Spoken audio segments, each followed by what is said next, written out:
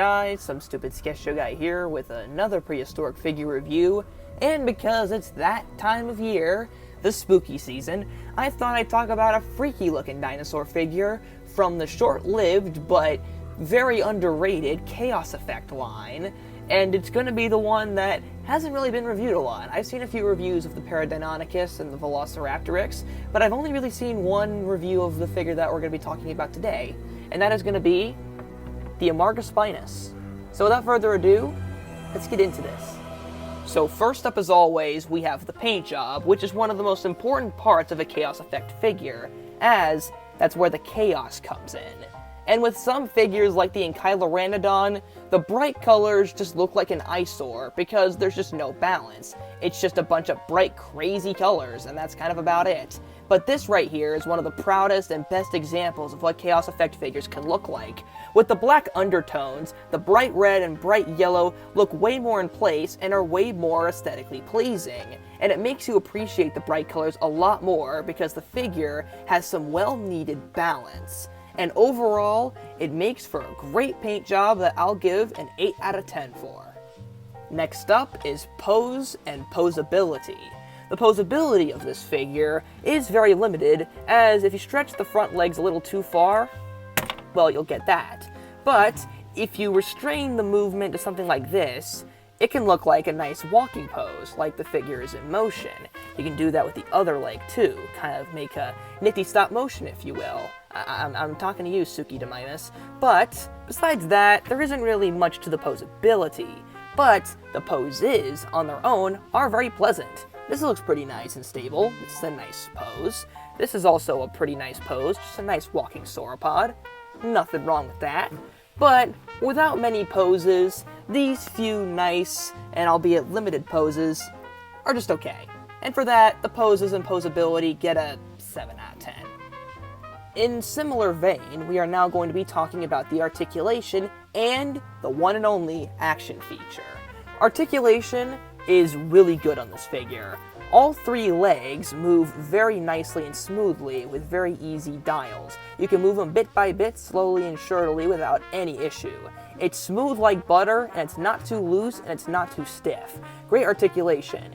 And you might wonder why I said 3 legs. Well, one, it's because I failed math, and the other is because this leg triggers the action feature, which has multiple different things occur.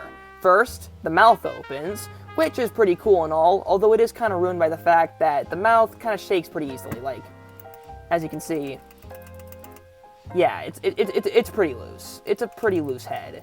But there's other cool stuff to look forward to.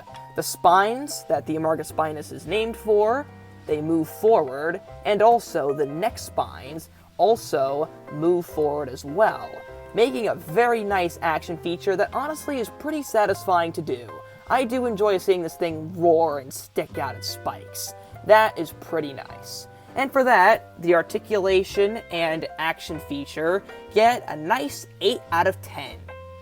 And lastly, we have the detail, which there isn't really a lot of. There is a little bit on the face here, as there are some nice little muscle creases right around the skull area, some shrink wrapping around here, which is typical of Jurassic Park toys, and it fits nicely enough. Some nice little muscles here on the lower jaw, and that's kind of about it. The neck is completely smooth, with almost no details. There's some little muscle creases right near the chest area. It's kind of hard to see because of how bright yellow it is. There's also some more muscle creases right here on the black, which is a little more noticeable, and you know what? It looks alright. There's also this here, which I think is an attempt to make ribs, but I don't really know. It looks alright though. But besides all those things, the figure is overall very smooth with some weird seam lines. Like this right here, I don't like that. Not a big fan of that. Also, at a cost of having moving parts, there's always just some stuff here that looks like it needs to be filled. This is most apparent here, where there's just a hole where the spines are. I mean, there was no real way around it. I understand, but it still doesn't look all that great. It's just a mostly smooth figure with some action figure holes and seam lines that just come with a figure of this kind. So for that, the detail gets a 5 out of 10. And now time for the final review. The paint job is done incredibly well, with the black colors helping make the brighter red and yellow pop out way more.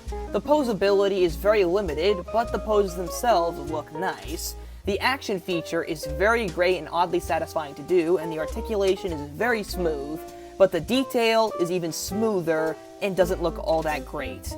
And with all of that, I give the Chaos Effect Amargospinus a 7 out of 10. This is what I'd like to call an ideal action figure. With great colors, a nice fun action feature, this would be great for any kid to play with. And it would be great also for any Jurassic Park fan, especially one that wants to collect some of the classic stuff.